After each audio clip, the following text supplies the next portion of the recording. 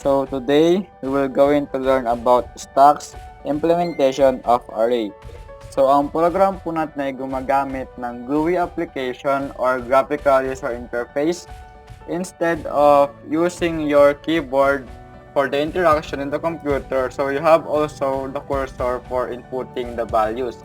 So ang problem po natin is about network or notebook operation. So we have the add notebook, checking the notebook, pick at notebook, check all, then exit. Kapag add notebook, doon po mag-add ng name ng owner ng notebook, then check notebook, kailangan mong i-check yung top ng stock, kung sino po yung owner ng notebook sa top ng stock. Then pick at notebook, kailangan mong tingnan or you need to look for a glimpse ng iyong list or ng stock mo kung sino yung nasa top ng iyong stock. Then check all, kagaya siya ng check notebook. Pag check all lamang, i-check mo lahat ng owner nung notebook na nasa list mo na nag-return siya ng empty list. Kailangan mag-return ng empty list since i-check all mo lahat ng owners ng notebook. Then exit, mag-exit yung ating program if and only if tapos ka na rito. So, let's go. So, ito po yung program natin. From Tkinter import asterisk, ito po yung kailangan para kay GUI application. Then s.array is equals to square bracket. Ito yung empty list mo. Dito mag-a-add lahat ng i-input ni user. So define add. So ito yung define add. Yan, ito define add. So ang define add po, dito mag-a-add yung ini-input ni user.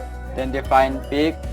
Ito yung process. Dito mangyayari yung pagpipick or pagtingin ng user sa laman ng list mo or sa stock mo.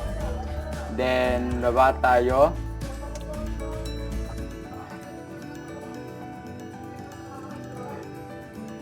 We have the define check. So, sa define check naman po, dito i-check ng program yung last inputted ni user dun sa top ng stock.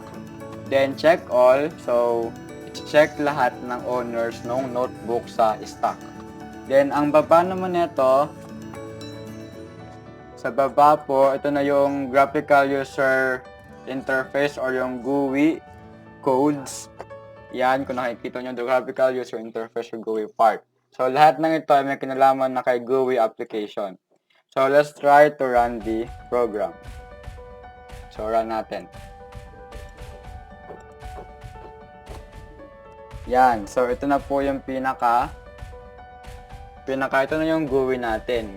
So, lahat ng ito na nakikita nyo is all about the GUI. Yan. GUI application po yan. Tapos, try nating i-run yung ating program. Ito nating gamitin. So, add tayo. Let's say, Karen. I-add natin. Yan. So, may add tayo. And Vince. Tapos ay live.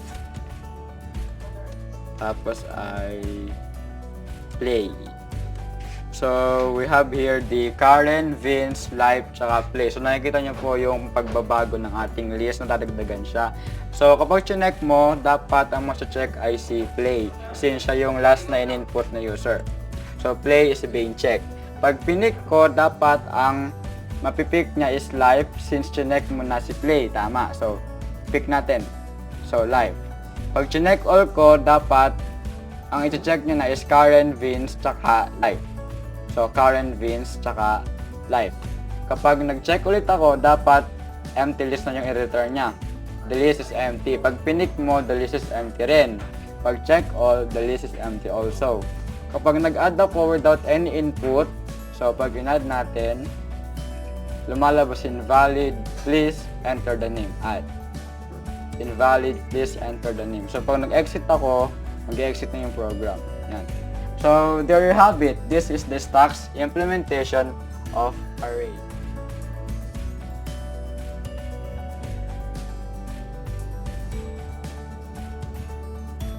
So, next, we have the queues implementation of linked list.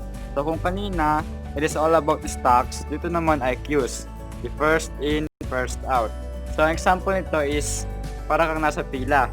Kapag ikaw yung nasa first line ng pila, let's say ikaw yung kauna-unahang nakapila, ikaw din yung unang matatapos. So, ito po yung program natin.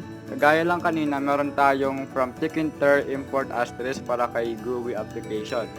So, dito meron tayong values na s.enter text saka s.enter text1. So, ang problem po natin, meron tayong sign up for consultation, meron din tayong enter room, begin consultation, closing, saka exit.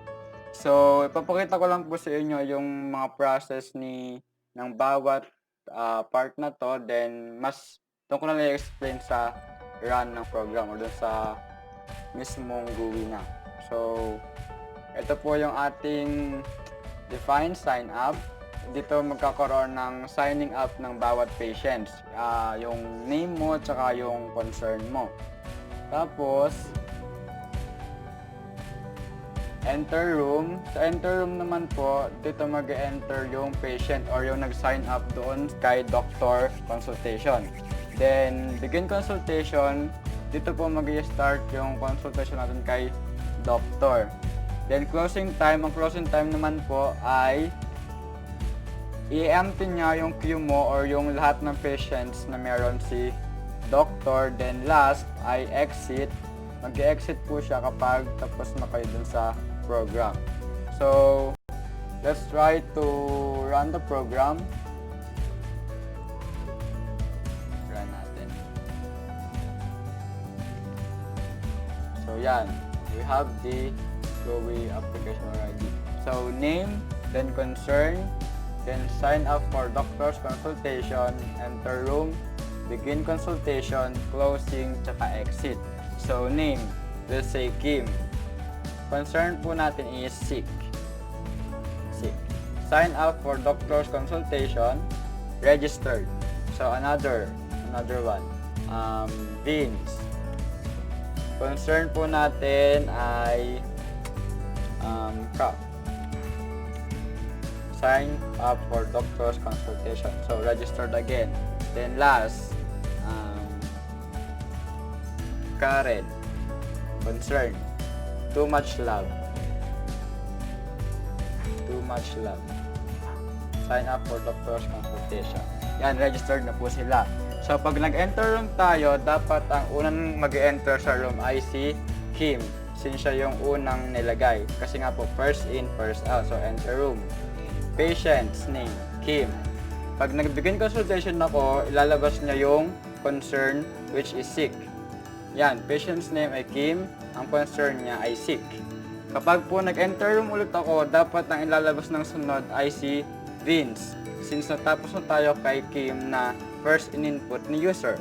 So, enter room ulit. Patient's name, Vince. Pag nag-begin consultation tayo, meron tayong concern Cap. Then, kapag nag-close tayo, closing. Ang closing, di ba may natitira pa tayo na Karen? So, pag nag-close tayo, dapat wala na po si Karen. Closing. Consultation is closed. Yan. So, kapag nag-sign up for doctor's consultation ako, so, fields cannot be empty. So, pag nag-enter room ako, dapat mawawala na si Karen, dapat hindi siya lalabas. So, there is no patient. Pag nag-begin consultation ako, there is no patient. So, ito po yung program natin kay Qs. So, that's all. This is the Qs implementation of Linked List.